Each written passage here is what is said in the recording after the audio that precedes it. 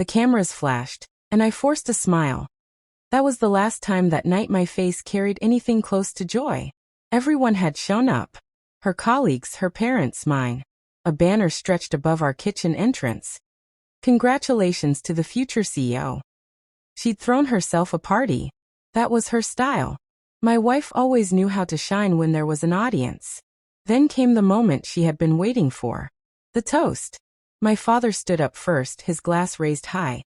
To the real breadwinner, and a wonderful daughter-in-law. The room broke into clapping and cheers. My mother added her cheer with a wide smile. Everyone celebrated her. And I just stood there, quiet, holding a glass I hadn't even filled. Later that night, when the noise had died down and the guests had gone, she handed me a small wrapped box. I opened it. Inside was a t-shirt with bold white letters. THELOSEROFTHEHOUSE.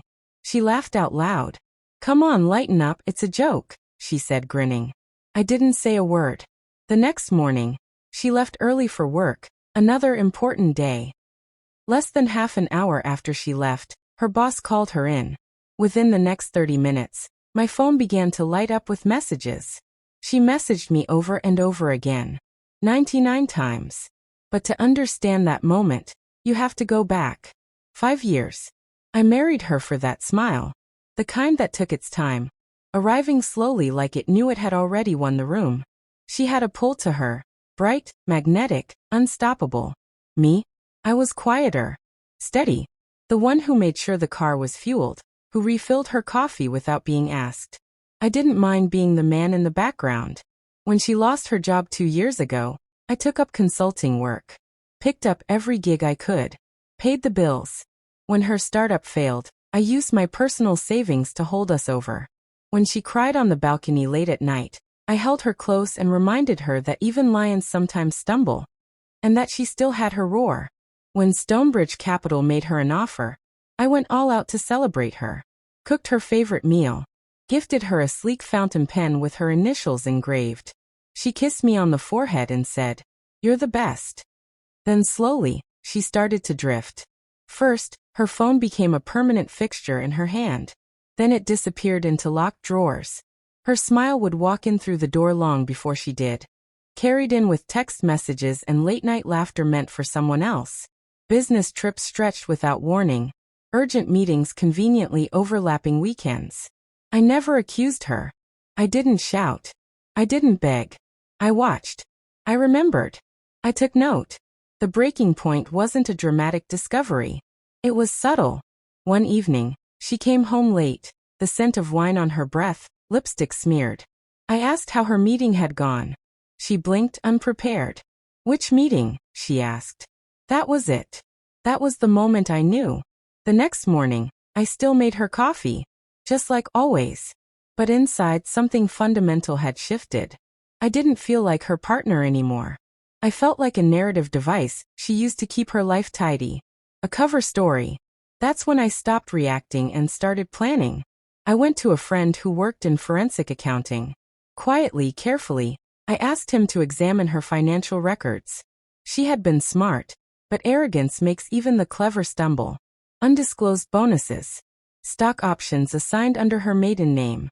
A second phone billed to her company as vendor communication. All tucked away like secrets only amateurs think will stay buried. Then I reached out to Stonebridge, not as a spouse but as a potential investor. I asked questions. Listened closely. Heard about the mentor. A regional director, married, conservative, image-obsessed. The kind of man who would torch anything to keep his reputation intact. Next, I pulled up our prenup.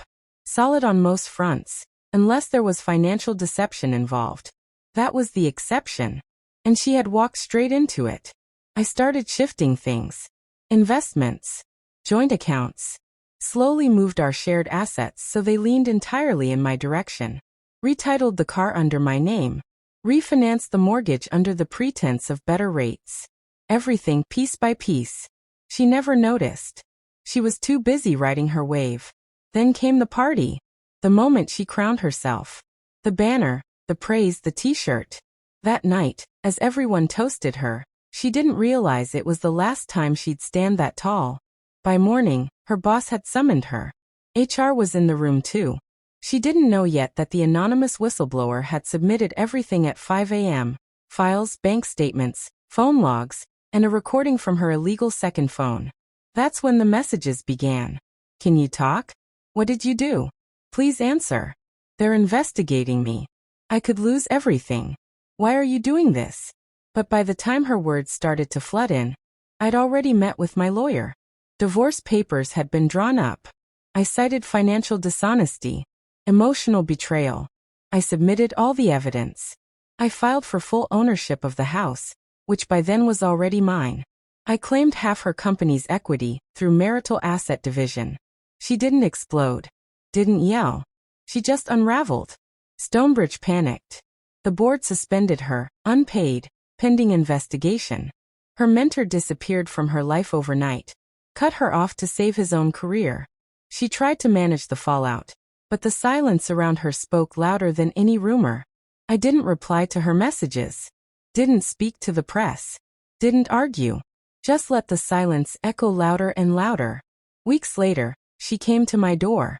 No makeup, no bravado, just her. She whispered my name like it was fragile. I looked at her, really looked. I was trying to be funny, she said. I didn't mean to make you feel small. I shook my head. You didn't make me feel small. You made me feel invisible. She started crying, told me she missed me, that she'd made a mistake. I nodded. I know. Then I gently closed the door. People think revenge is loud, that it roars with fury, that it smashes plates and burns bridges. But real justice? The kind that lasts. It's quiet, calculated, surgical. She thought I was the loser of the house. But I wasn't. I was the one who designed it. And now, I live in it, peaceful, alone and no longer unseen.